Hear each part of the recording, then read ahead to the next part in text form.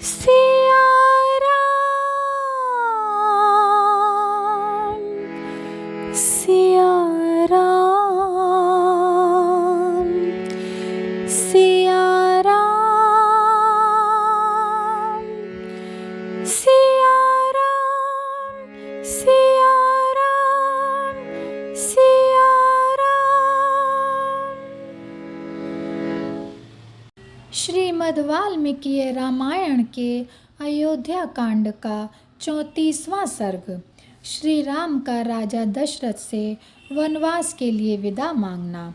श्री राम की बात सुनकर सुमंत्र ने भीतर जाकर राजा का दर्शन किया और देखा कि वे जल शून्य तालाब की भांति श्रीहीन होकर अत्यंत व्याकुल हो रहे थे।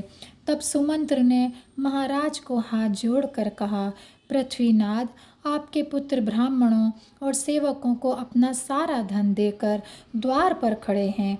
वे सब सुहदों से विदा लेकर आए हैं और आपके दर्शन करना चाहते हैं। राजन, अच्छा हो अब आप भी श्री राम जी को जी भर कर देख लीजिए।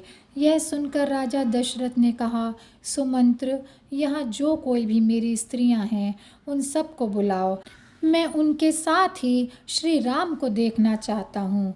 सुमंत्र ने आज्ञा पाकर सब रानियों को महाराज के पास बुला लिया। तत्पश्चात राजा दशरथ ने सुमंत्र से कहा, सुमंत्र, अब मेरे पुत्र को ले आओ। यह सुनकर वे श्री राम, लक्ष्मण तथा सीता को लेकर महाराज के पास लौट आए। श्री राम को हाथ जोड़े अपनी ओर जाते देखकर महाराज बड़ी वेग से उनकी ओर दौड़े, लेकिन उनके पास पहुंचने के पहले ही वे मूर्छित होकर पृथ्वी पर गिर पड़े।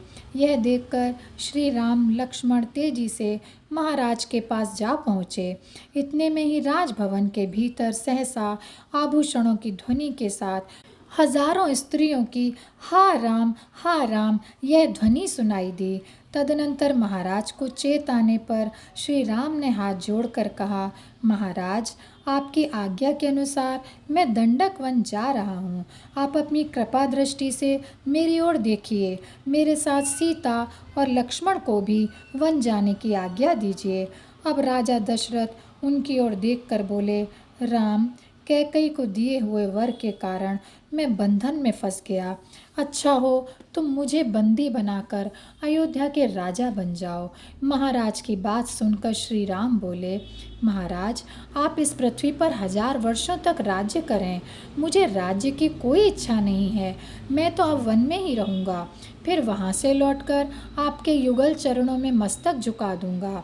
राजा दशरथ यह सुनकर बोले, तात, तुम कल्याण वृद्धि के लिए और फिर लौट आने के लिए वन को अवश्य जाओ, परंतु आज रात भर और रह जाओ।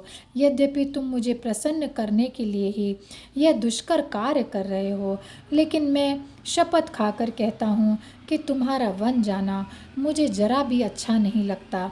यह मेरी स्त्री राख में छिपी हुई आग के समान है। उसने मुझे वरदान के लिए प्रेरित कर मेरे साथ बहुत बड़ा धोखा किया है। पिता की शोक से भरी हुई इन बातों को सुनकर श्री राम ने कहा, महाराज, आज मैं यात्रा करके जिन गुणों को प्राप्त करूंगा उसको मुझे कौन दे सकेगा। यह सारी पृथ्वी आप भरत को दे दीजिए और देवासुर संग्राम में जो वरदान कैकई को दिए हैं उन्हें पूर्ण हो जाने दीजिए। मैंने इस राज्य को लेने की इच्छा अपने सुख के लिए नहीं की थी, बल्कि आपकी आज्ञा पालन हेतु इसे लेने की अभिलाषा की थी। मैं न राज्य की, न सुख की, न पृथ्वी की और न स्वर्ग की ही इच्छा रखता हूँ।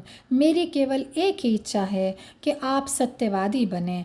अतः अपने शोक को मन में दबाते हुए मुझे वन को जाने दें। यहाँ आए हुए सारे लोगों को धैर्य बंधाना आपका कर्तव्य है। फिर आप स्वयं इतने विकल क्यों हो रहे हैं? अब मैं आपके आदेश का पालन करता हुआ 14 वर्षों तक के लिए वन को जा रहा हूँ। मेरा मन आपकी आज्ञा पालन में जिस तरह लगता है उतना दूसरे किसी प्रिय पदार्थ में नहीं, क्योंकि आपकी प्रतिज्ञा सत्य हो, यही मेरी एक इच्छा मात्र है। मैं अब वन के कंदमूल फल खाकर ही सुखी हो जाऊंगा, इसलिए आप अपने मन को शांत कीजिए। श्री राम के ऐसा कहने पर दशरथ का दुख और भी बढ़ गया और वे श्री राम को छाती से लगाकर अचेत हो गए। और यह देखकर वहाँ कैकई को छोड़कर अन्य रानियां भी रो पड़ीं। सुमंत्र भी रोते रोते अचेत हो गए। और यहीं पर यह अध्याय समाप्त होता है। जय सिया राम, जय सिया राम, जय सिया राम।